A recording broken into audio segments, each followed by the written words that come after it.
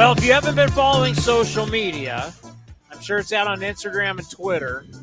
But, Johnny, you've been announced. Johnny Doskow joining us here on the A's broadcast team after years being in Sacramento. Yes. Congratulations. Thanks. This is huge. Thanks, Townie. I'm pumped. I'm fired up. 30 years in the minor leagues, and this is a great landing spot. I'm glad to be here. Did you ever think this would happen? Well, it's funny. There were years like 2016, 17, 18, and 19 where I kind of talked to my wife and I said, "Babe, I just don't know if it's going to happen." And I was okay with it, because you're still calling baseball. Yeah. Getting into my 50s, I'm like, it may not happen. But so that when this happened, I was really excited. Well, people need to know of how well you did in Sacramento. And it was with the A's and then now with the Giants. But it tells a lot about your story and your talents about being in a big market in AAA for a long time. That says a lot about you. Thanks, Townie. Yeah, 22 years. Hard to believe. It went pretty fast. We were at the A's 2001 to 2014, and then after that with the Giants. But, yeah, some great years there and the big crowds there. And, yeah, I won't forget those 22 years. But it is nice to get to the next level for sure. Oh, yeah. I used to have you on the pregame show back in the day. That's right. Like, who is this guy? Yeah. We'd be asking about players. Yeah. You would come on. Yeah, that's right. Well, look, the A's gave the Rivercats so many great teams. Look, they won, they did win with the Giants in 2019, but before that it was all A's. Won 7 out of 8 division championships, won a couple AAA championships, won a couple PCL titles. So the A's and Billy Bean and David Forrest and company gave the Rivercats a lot of great teams back in the day. So. Now, I want people to know we actually go back a long way. Yes, we do. So when I've had to hold it in. I've known for a while that you were getting this gig, right? And you can't tell anybody. I'm like, all right, I won't say anything. But when I got done playing baseball at San Jose State, the San Jose Giants were connected to the student station at San Jose State. So I was still just finishing college, and I was doing San Jose Giant games. Which team were you with? I was actually with the High Desert Mavericks, 96 and 97. Okay. Yeah. High Desert Mavericks. Yep. So you were in High Desert. Yep.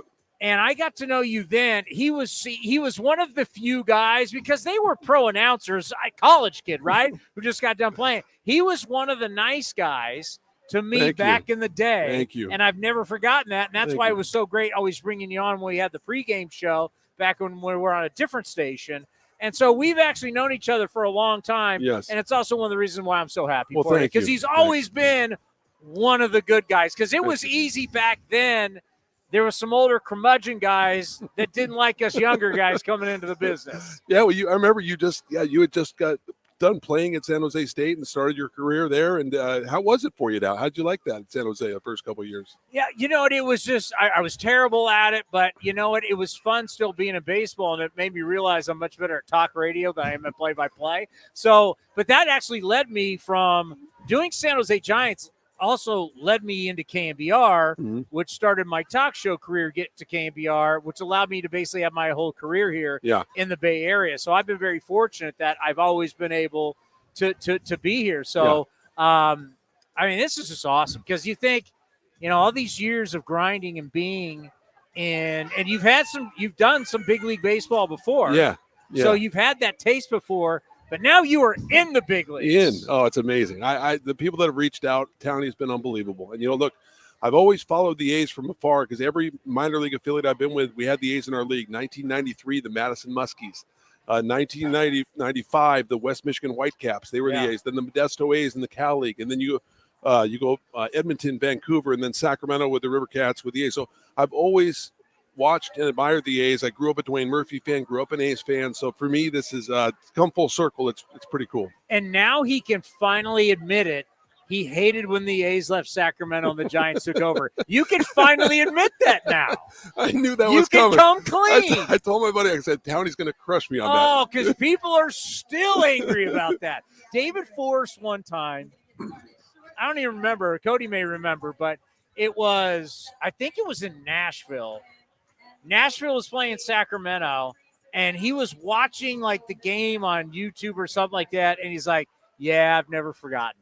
Like David Force still is angry that Really? Sacramento is not our AAA affiliate. So he still holds grudges. It really was such a natural fit, Sacramento and Oakland, and it was kind of a shocker when the Rivercats did go to the Giants. Which once again he had no control over. I had no control over it. Yeah.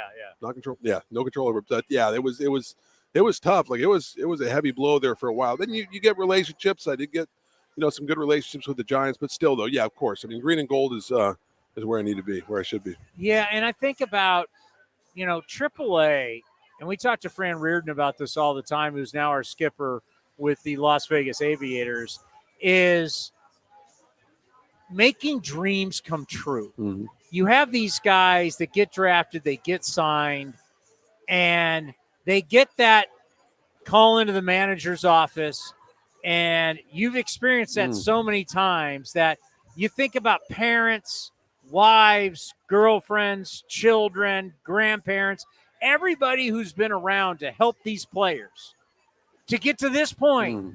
So they're finally getting their dreams. Most people, your dreams don't come true. Yeah. These guys are getting their dreams come true. It's really one of the magical, because you don't have this. You have it in hockey, but who cares? We don't have this in the NFL. We don't have this in basketball. It's what we have in baseball. It's a very special moment. You've lived it for a long time. Thank you. And the one I remember most, Townie, is Jerry Blevins, because Blevins, they called up Tony DeFrancesco, the manager at the time, called up Jerry Blevins in front of our whole front office at the Solon Club there. So when he got called up, 24 years old, on his birthday, 24th birthday, tears flowing down his face, and everybody saw it. And that to me was such an emotional call up, just to see him just express those emotions and everything he's worked for his whole life to get there.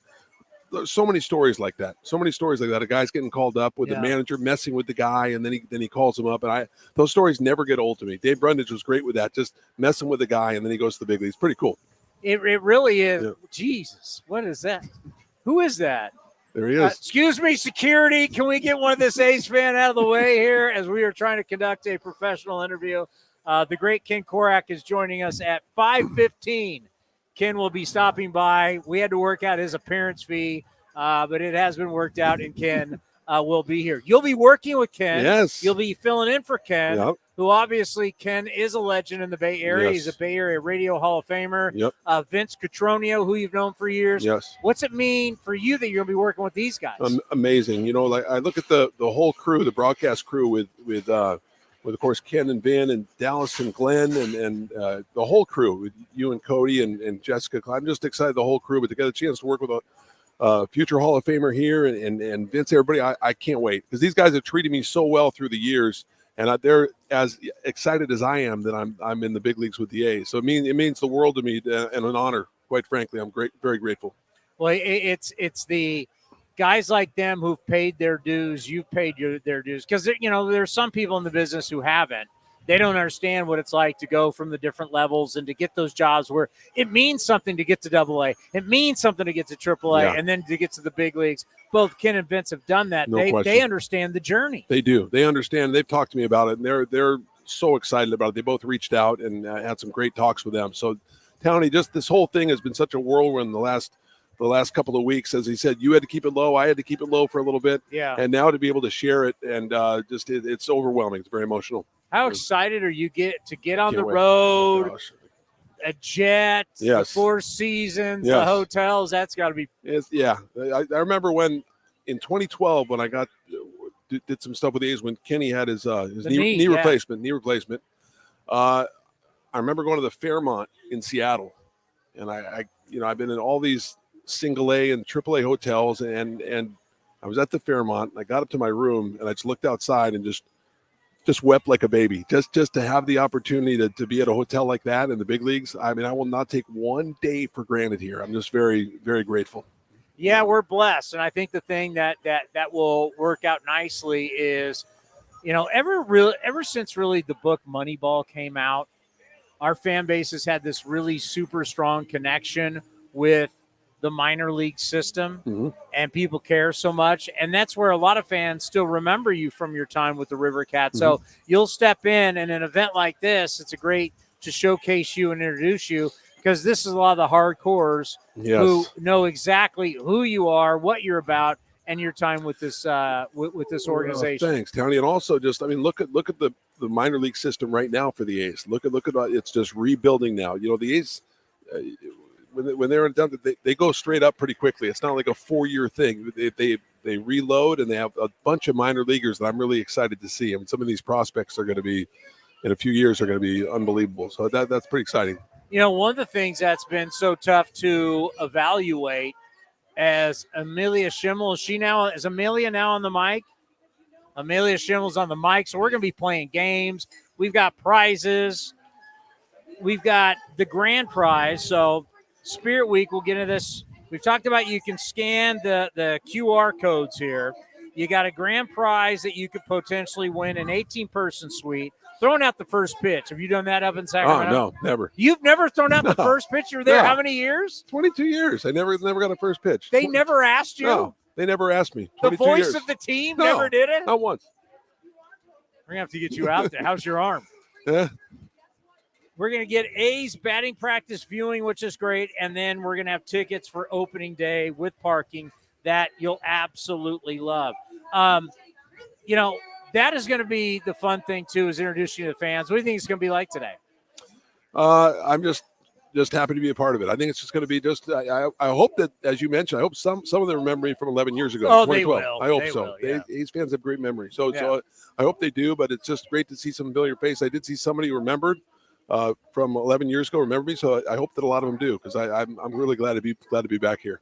Well, and you have watched so much how Major League and minor league baseball has changed, and minor league baseball has changed dramatically. Yeah. I think about with AAA now. My God, I look at the numbers. There's no way the hitters are that good and the pitchers are that bad. Yeah. And we've talked to David Force about that, going, well, especially within Vegas, right? So you're like looking at our pitchers in Vegas. You look at the numbers and you think they're horrific. And then you look at the offensive numbers and everybody looks like they're going to be the next coming of Ted Williams or Willie Mays. Yeah. What has that been like down there calling it for you, knowing that so many elevation, dry air, a lot of skewed numbers? No question. I talk to scouts about that all the time, and it's very difficult. You see a guy with like a 5.5, he still could be dealing. You could have a couple games where he allows 10 earned runs in 2 1/3, right? The Las Vegas ballpark, the Salt Lake ballpark, Albuquerque, El Paso, it goes on and on. Reno is a Cracker Jack box too. So you really can't judge it on that. So I'll see a guy get called up with a 6.5. The guy goes, terrible. No, he's actually dealing.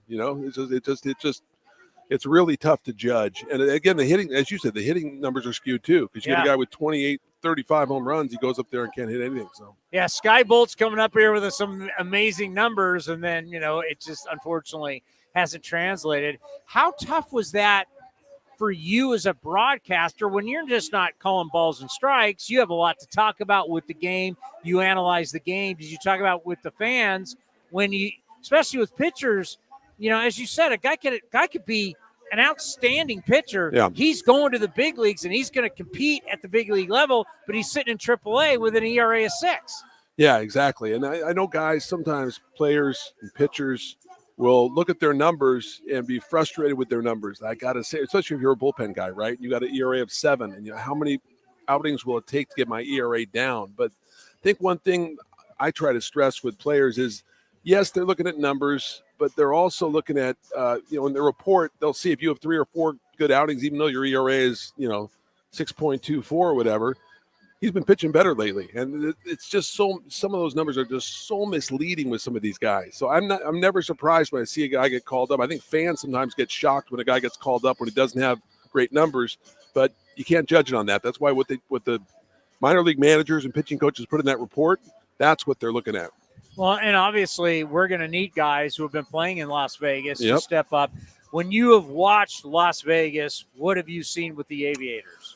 Well, I've seen some good talent coming through. And the great thing about the A's, like, you're going to get a lot of those guys that were in Vegas. Like, it's great to see the Nick Allens coming up and some of these guys. But you got a lot of guys that are going to come up and contribute at the big league level. So guys know when you're in Vegas, you're pretty darn close. I just look at the A's system right now with all these guys that got through these trades and all the young guys coming up in single A and double A. There are numerous prospects, and I think it's just an exciting time to be in this organization. So all these guys coming up, and how the guy we got today yesterday, Daryl, is it Hernandez? Yeah, is it Hernandez? Yeah, I talked to a scout about him, and the A's. I mean, obviously give up Cole Irvin. We talked about that, and we're not happy about that. And Verbitsky, a prospect, but this guy apparently is a great athlete. This guy coming in, and again, we talked about a guy playing a variety of positions, playing second base, third base, shortstop. He's 21 years old.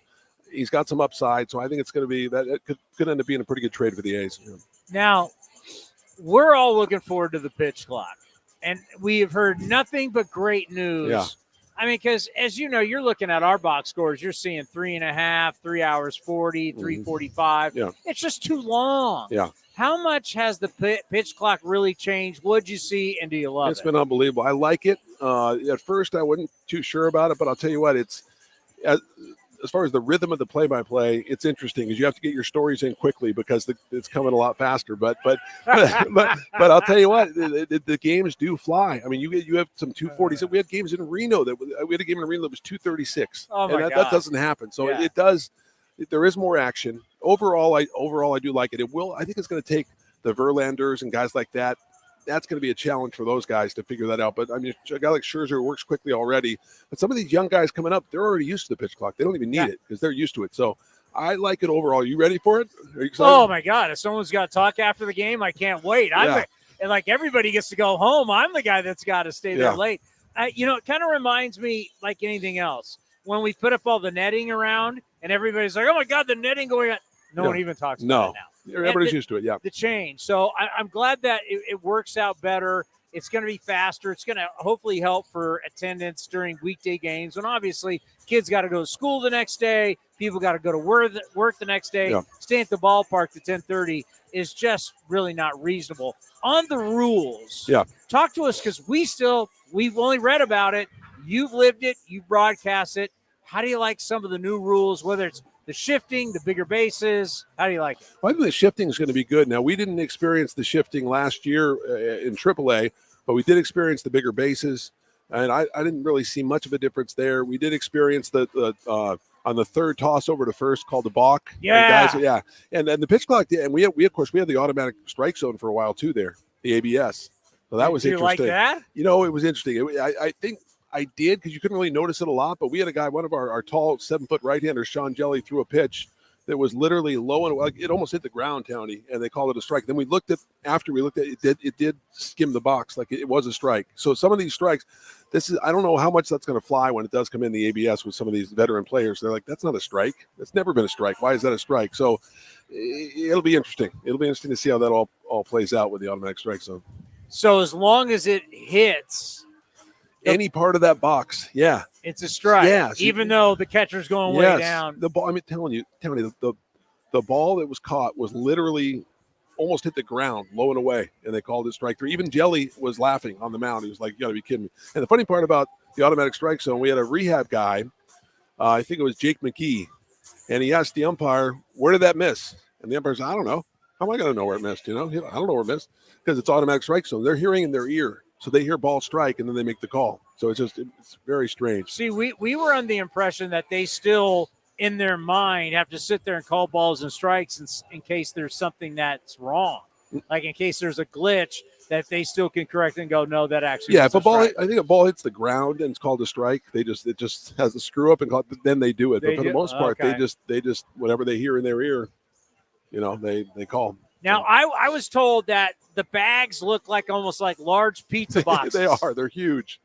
Does it make it bang plays, stolen bases? Does it make a difference? No, I couldn't tell much of a difference on it. Really? Yeah, I couldn't tell much of a difference on it. It is strange to see those pizza boxes out there, though. But yeah, no, I didn't. That was the one rule where it's like it's fine. I think it probably prevents injuries a little bit, so it's fine. I don't think it's that much of a difference. There could be more stolen bases, I think, at the big league level. Well, with everybody we're acquiring, they're all stolen base guys now. We're getting away from power, so we want it. The pickoff, I as a former pitcher, I hate it. Yeah. But as somebody who wants to see more action and taking 90 feet and being more aggressive, I understand it.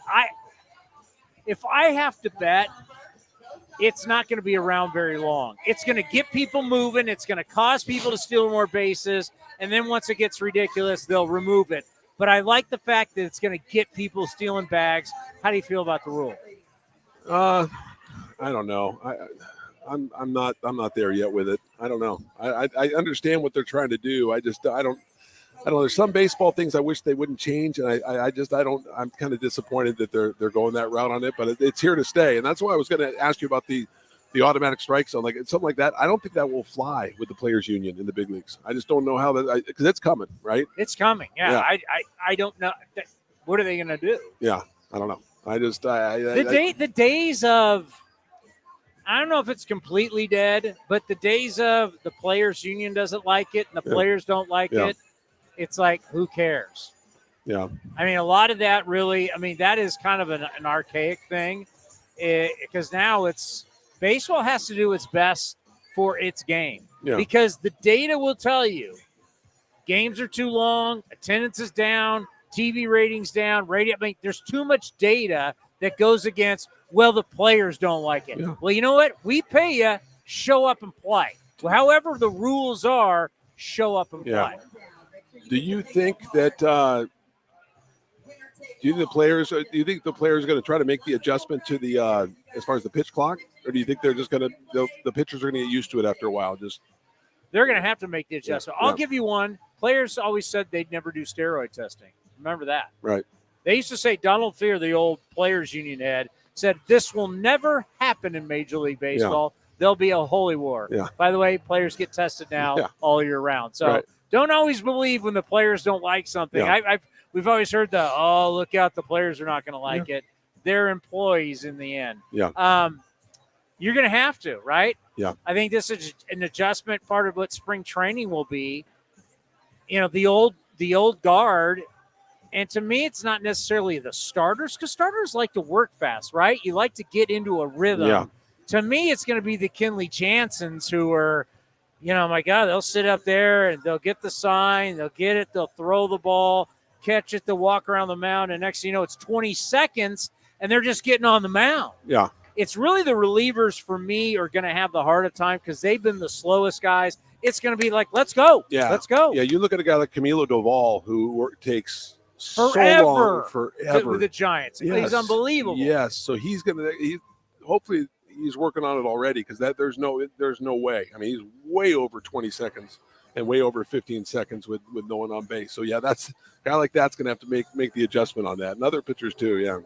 And it's funny. I'm glad you brought him up. We were actually at our sports bar down the South Bay. It's actually the Commanders' favorite place, Rookies. And Monday Night Football it ended. Great spot.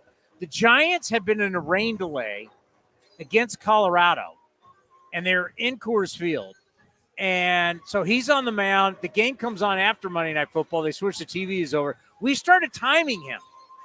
And literally it took him to get the ball to get on the mound. He was already like at 15 seconds or whatever. Now he's looking in. You're going, that's not going to fly. And with a runner on base?